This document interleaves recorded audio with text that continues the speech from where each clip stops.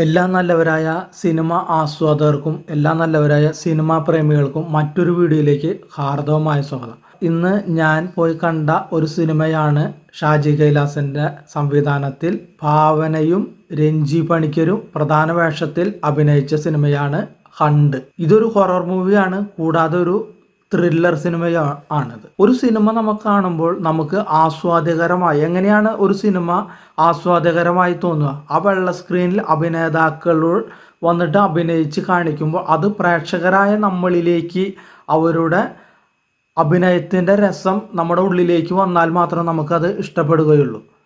അത് ചിലപ്പോൾ 2 രീതിയിലോ അല്ല 3 രീതിയിലോ ഒക്കെ നമുക്ക് ഇഷ്ടപ്പെടാം. ചിലപ്പോൾ അവർ ചെയ്യുന്ന കാര്യങ്ങൾ നമുക്ക് ഇഷ്ടപ്പെടും, അതായത് അവരുടെ സംഭാഷണങ്ങൾ, അവരുടെ ആക്ടിങ്ങൊക്കെ. അതുകൂടാതെ അവർ ചെയ്യുന്ന പാട്ടുകൾ, അങ്ങനെയുള്ള കാര്യങ്ങളെല്ലാം നമുക്ക് ഇഷ്ടപ്പെടും. അല്ലെങ്കിൽ ഒരു ആക്ഷൻ മൂവി ആണെങ്കിലോ സംഭവങ്ങളിൽ നിന്ന് സംഭവങ്ങളിലേക്ക് ഇങ്ങനെ പോകുമ്പോൾ ഒരു ആകാംക്ഷ, ഒരു ക്യൂരിയോസിറ്റി നമുക്ക് ഉണ്ടാവണം. അതായത് ഒരു സംഭവം കഴിഞ്ഞു, ഇനി അടുത്തത് എന്ത് സംഭവമാണ് ഉണ്ടാകുക എന്നുള്ളത് ആകാംക്ഷയോടെ നമ്മൾ നോക്കിയിരിക്കണം. അതാണ് ഒരു ആക്ഷൻ മൂവി. ഒരു ഹൊറർ മൂവി ആണെങ്കിലോ അവിടെ നടക്കുന്ന സംഭവങ്ങൾ നമുക്ക് ഭീതി ജനിപ്പിക്കണം. എങ്കിൽ മാത്രമേ ഭൂരിപക്ഷം പ്രേക്ഷകർക്ക് അത് ഇഷ്ടപ്പെടുകയുള്ളൂ.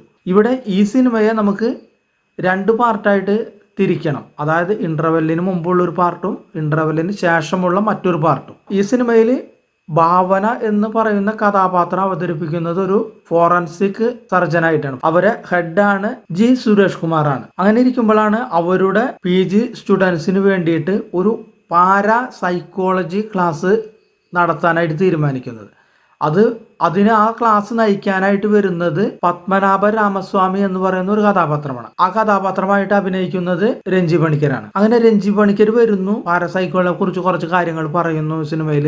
ചിലർക്ക് പാരസൈക്കോളജി നല്ല ഇഷ്ടമാണ്, ചിലർക്ക് അതിനോട് താല്പര്യമില്ല, ചിലർ അതിനെക്കുറിച്ച് കേട്ടിട്ട് പോലുമില്ല, ചിലർക്ക് അതിൽ വിശ്വാസമില്ല ഒരു കഥാപാത്രമായിട്ടാണ് ഇതിൽ ഭാവന അഭിനയിക്കുന്നത്. രഞ്ജി പണിക്കർ പറയുന്നുണ്ട്, വിശ്വാസമില്ലാത്തവർ കൈ ഉയർത്താൻ പറയുമ്പോൾ ഭാവന അതിൽ കൈ ഉയർത്തുന്നുണ്ട്. അതിനുശേഷം അവരുടെ ആ കോളേജിൽ ഒരു പഴയ ഒരു മോർച്ചറി ഉണ്ട്.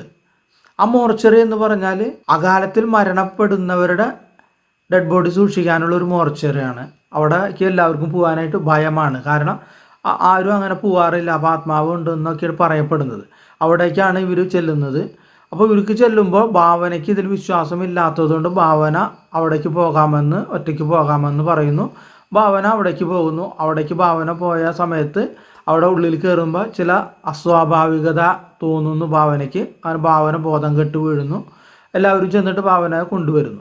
ഈ സമയത്ത് തന്നെയാണ് മറ്റൊരിടത്ത് 2 മുക്കുവന്മാർ മീൻ പിടിക്കാൻ വള്ളത്തിൽ പോകുന്നുണ്ട്. അപ്പോൾ അവർക്ക് വലയിൽ വലിയൊരു വീപ്പ കുടുങ്ങുന്നു. വീപ്പ എന്ന് പറയുന്നത് നമ്മൾ ടാറൊക്കെ കൊണ്ടുപോകുന്ന റോട്ടിൽ പണ്ട് ടാറൊക്കെ ഇട്ടിരുന്ന വീപ്പ, അതങ്ങനെ കിട്ടുന്ന വീപ്പ അവർ കരക്കിൽ എത്തിക്കുകയാണ് ചെയ്യുന്നത്. ആ വീപ്പയിൽ നിന്ന് അവർക്ക് ചില ശരീരഭാഗങ്ങൾ കാണുന്നു. അങ്ങനെ പോലീസ് വരുന്നു. പോലീസ് ഈ കേസ് ഏറ്റെടുക്കും. ആ സമയത്ത് ചില രാഷ്ട്രീയ പശ്ചാത്തലം കൂടി ഉണ്ട്. എന്തെന്ന് വെച്ചാൽ ഇലക്ഷൻ അടുത്ത് വരികയാണ്. അതുകൂടാതെ മന്ത്രിയുടെ മണ്ഡലത്തിലാണ് ഈ സംഭവം നടന്നത്. അപ്പോൾ പ്രത്യേകമായ ഒരു ഇൻവെസ്റ്റിഗേഷൻ ടീമിനെ ഈ കേസ് അന്വേഷിക്കാനായിട്ട് മന്ത്രി ഏർപ്പാടെടുക്കുന്നു. വിജയകുമാറിൻ്റെ അണ്ടറിലാണ് ആ കേസ് അന്വേഷിക്കാനായിട്ട് തീരുമാനിക്കുന്നത്. അപ്പോൾ അതിൽ സഹായിക്കാനായിട്ട് നന്ദു ഉണ്ട്. അതൊരു ഭാഗത്ത് കേസ് അന്വേഷണം എല്ലാം നടക്കുന്നു. ഇവിടെ ഈ ഭാഗത്ത് പാരാസൈക്കോളജിയുടെ കാര്യങ്ങളൊക്കെ ഇങ്ങനെ പോകുന്നു. ഭാവന അപ്പോൾ ആ മോർച്ചറിയിൽ കയറി വന്നതിന് ശേഷം ഭാവനയ്ക്ക് ചില മാറ്റങ്ങൾ സംഭവിക്കുന്നു. ആ മാറ്റങ്ങൾ എന്തെന്ന് വെച്ചാൽ ഈ പത്മനാഭ രാമസ്വാമി പറയുന്നുണ്ട്, അതായത് ഒരു സ്പിരിറ്റ്, ഒരു ആത്മാവ് മറ്റുള്ള ആളുകളുമായിട്ട് സംവദിക്കണമെങ്കിൽ അവർ തമ്മിലുള്ള മാനസികമായിട്ട് ചില അടുപ്പങ്ങളും ഉണ്ടാവണം എന്നുള്ളത്. ഭാവന അവിടെ വന്നതിന് ശേഷം ഭാവനയുമായിട്ട് ഈ ആത്മാവ് സംവദിക്കുകയാണ് ചെയ്യുന്നത്.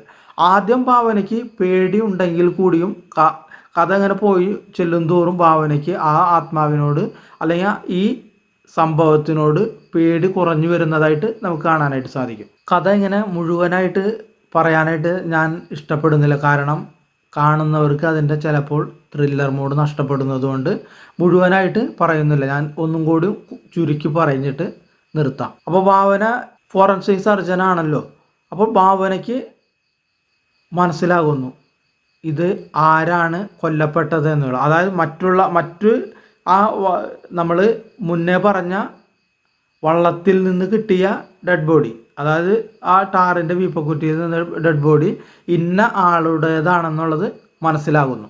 അങ്ങനെ പിന്നെ കേസ് അന്വേഷിക്കട്ടെ എന്തിനു വേണ്ടി കൊന്നു, എങ്ങനെയാണ് കൊന്നത് എന്നതിനെക്കുറിച്ചാണ് പിന്നെ കേസ് അന്വേഷിച്ചു പോകുന്നത്. അതാണ് ഇതിൻ്റെ ഒരു കഥ.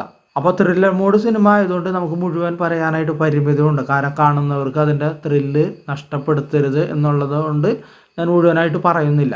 ഇതിൽ ആദ്യ പകുതി എന്ന് വെച്ചാൽ നമുക്കൊരു സാധാരണ പോലെ ഒരു കണ്ടിരിക്കാവുന്നൊരു, പ്രത്യേകിച്ച് നമുക്കൊന്നും ഫീൽ ചെയ്യാത്ത ഒരു സിനിമയാണ് ആദ്യ പകുതി. ആദ്യ പകുതി കാണുമ്പോൾ നമുക്ക് തോന്നും ഷാജി കൈലാസ് എന്ന ബൃഹത്തായ ഒരു സംവിധായകനാണോ ഇത് സംവിധാനം ചെയ്തത് എന്ന് പോലും നമുക്ക് ആദ്യ പകുതി കാണുമ്പോൾ തോന്നും. രണ്ടാം പകുതി വരുമ്പോഴാണ് കുറച്ചും കൂടി നമുക്ക് ഒരു ചെറിയ രീതിയിലെങ്കിലും നമുക്ക് ആസ്വദിക്കാനായിട്ട് വക നൽകുന്നത്.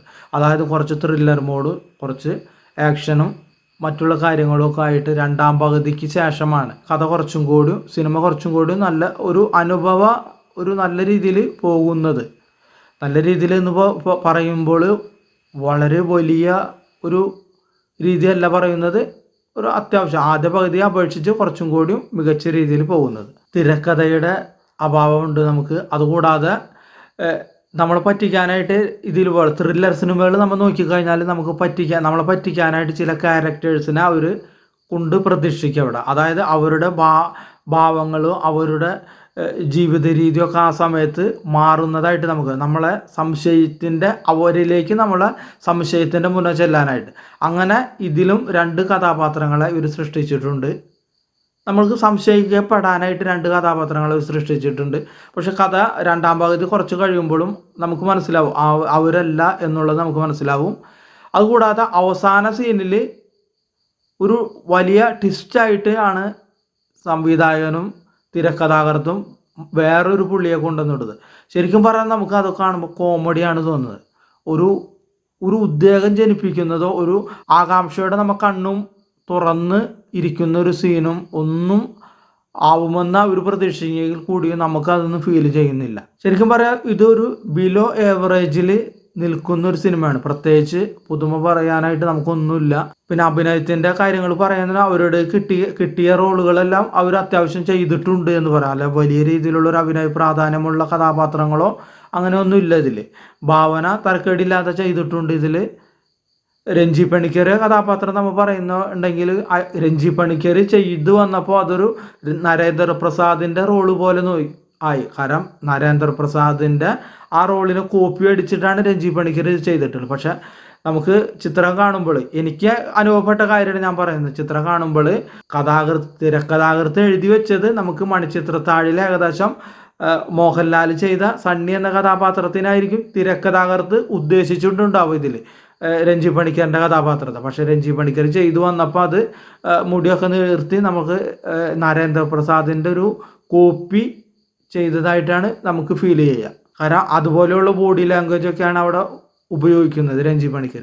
ഇതിൻ്റെ പോസിറ്റീവ് സൈഡ് എന്ന് വെച്ചാൽ ഇൻ്റർവെല്ലിന് ശേഷം ചില നല്ല മുഹൂർത്തങ്ങൾ ഉണ്ട്. അതായത് പേടിപ്പെടുത്തുന്നതും BGM ഇട്ടിട്ട് രണ്ടാം പകുതിയിൽ ചില ഭാഗങ്ങളെല്ലാം നമുക്ക് നന്നായിട്ട് എടുത്തിട്ടുണ്ട്. നല്ല രീതിയിൽ പേടിപ്പെടുത്തുന്നതും അതുകൂടാതെ നല്ല BGM എല്ലാം ഉപയോഗിച്ചുകൊണ്ട് ചില രംഗങ്ങൾ നന്നായിട്ട് ക്രിയേറ്റ് ചെയ്തിട്ടുണ്ട്. പോസിറ്റീവ് സൈഡ് നമ്മൾ പറയുകയാണ്. നെഗറ്റീവ് സൈഡ് നമ്മൾ പറയുകയാണെങ്കിൽ അനാവശ്യമായ ചില കോമഡി രംഗങ്ങൾ ഇതിലെ നന്ദു എന്ന കഥാപാത്രം പോലീസുകാർ കേസ് അന്വേഷിക്കുന്ന സമയത്ത് അനാവശ്യമായ ചില കോമഡികൾ നമുക്ക് ചിരിക്കാൻ വെറും പൊട്ടത്തരങ്ങൾ പറയുന്ന ചില കോമഡി രംഗങ്ങൾ അതിൽ ആഡ് ചെയ്തിട്ടുണ്ട്. പിന്നെ വേറൊരു നെഗറ്റീവ് സൈഡ് എനിക്ക് തോന്നിയതെന്ന് വെച്ചാൽ ഒരു രാവിലെ എന്ന് വെച്ചാൽ നന്നായിട്ട് വെളുത്തൊക്കെ വന്നിട്ടുണ്ട്. ആ സമയത്ത് ഒരു ഒറ്റയ്ക്ക് ഭാവന റോഡിലൂടെ നടന്നു പോവുകയാണ്. അത് കഴിഞ്ഞിട്ട് ഭാവന പേടിച്ച് ഓടിയിട്ട് ഹോസ്റ്റൽ റൂമിൽ എത്തിപ്പെടുന്നു. അപ്പോൾ ഹോസ്റ്റലിൽ ഇറങ്ങിയാൽ അവിടെ ഫുള്ള് ഇരുട്ടാണ്, നേരം വെളുത്തതായിട്ട് കാണിക്കുന്നില്ല. ഉള്ളിലെല്ലാം ലൈറ്റ് ഇട്ടിട്ട്, പക്ഷെ പുറത്ത് നല്ല വെളിച്ചവും മറ്റും കാണിക്കുന്നുണ്ട്. അങ്ങനെ ചില ഏച്ചുകെട്ടലുകളും ഈ സിനിമയിൽ ഉണ്ട്. ഒരു ബിലോ ആവറേജിൽ നിൽക്കുന്ന ഒരു സിനിമയാണ്. ഒരു പുതുമയും നമുക്ക് അവകാശപ്പെടാനില്ലാത്ത ഒരു സിനിമയാണ്. ഇത്രയൊക്കെയാണ് നമുക്ക് ഈ സിനിമയെ കുറിച്ച് പറയാനുള്ള കാര്യങ്ങൾ.